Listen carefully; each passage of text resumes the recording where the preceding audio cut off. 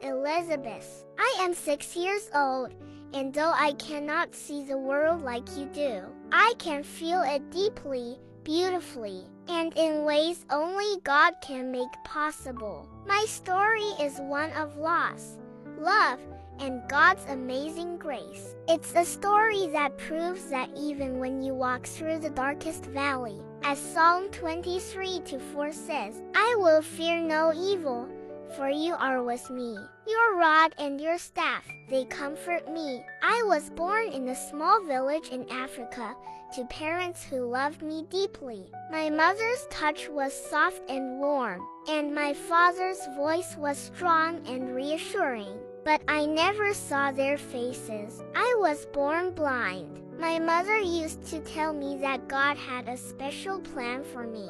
Even though I couldn't see the sunlight or the stars, she would sing me songs about Jesus, about how he heals, provides, and loves unconditionally. But when I was just a baby, something happened. My parents were gone. I survived, but I lost everything: my parents, my home, and any chance of seeing the faces of the people who loved me.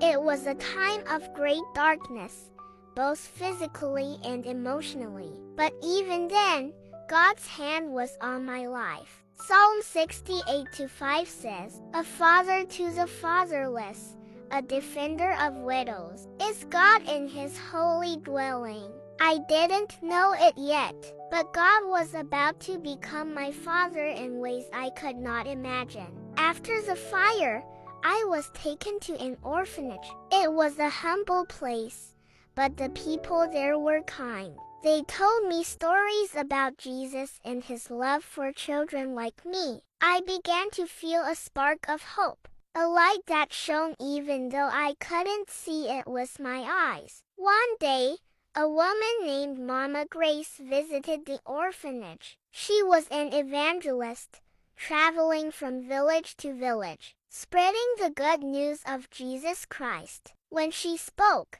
it was as if her words reached deep into my heart. She said, The Spirit of the Lord is on me, because he has anointed me to proclaim good news to the poor. He has sent me to proclaim freedom for the prisoners and recovery of sight for the blind. Luke 4:18. I felt like she was speaking directly to me. Mama Grace took a special interest in me. She taught me how to pray, how to listen to God's voice, and how to trust him with my whole heart. She told me that my blindness was not a curse, but a gift that God could use to show his glory. For we live by faith, not by sight. 2 Corinthians 5:7. She would remind me. It was during one of these lessons that I decided to give my life to Jesus. I was only 4 years old, but I knew in my heart that I wanted to serve him.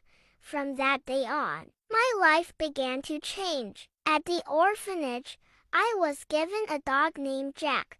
Jack was no ordinary dog. He was a gift from God.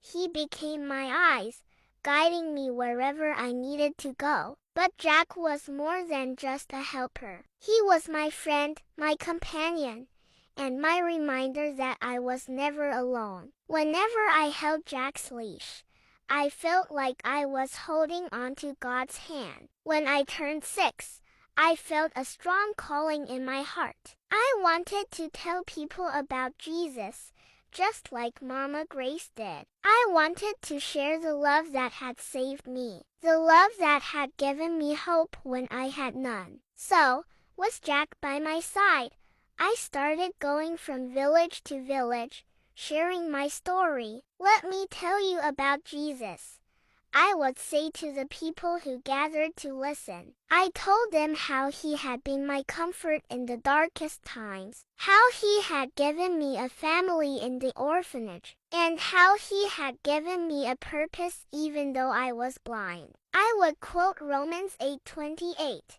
and we know that in all things, God works for the good of those who love him, who have been called according to his purpose. I told them that even though I couldn't see, I could feel God's love in every step I took, in every breeze that touched my face, and in every wag of Jack's tail. One day, I visited a village where people were struggling with drought and hunger. I stood before them, holding Jack's leash tightly, and said, God sees your pain. He sees your tears, and he loves you.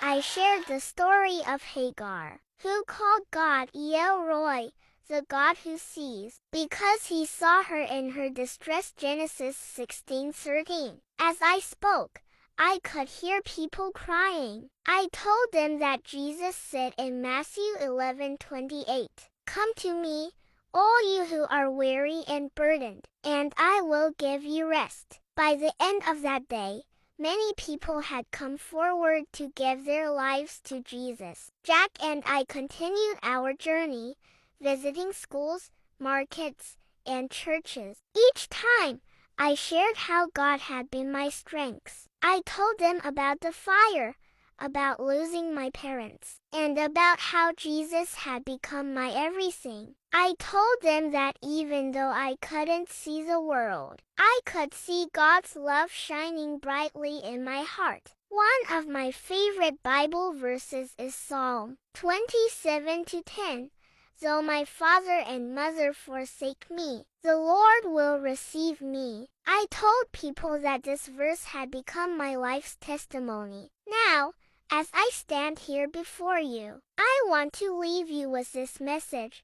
No matter what you're going through, no matter how dark your situation may seem, God is with you. He loves you, and he has a purpose for your life. And if he can use a little blind girl like me to share his word, he can use you too. All you have to do is trust him. Proverbs 3:5-6 says, Trust in the Lord with all your heart and lean not on your own understanding. In all your ways submit to him, and he will make your path straight. Thank you for listening to my story. Jack and I will continue to go wherever God leads us, sharing his love and his word. Because even though I cannot see, I know that God is guiding every step I take. May God bless you all. Please like, share, and subscribe to support us. Remain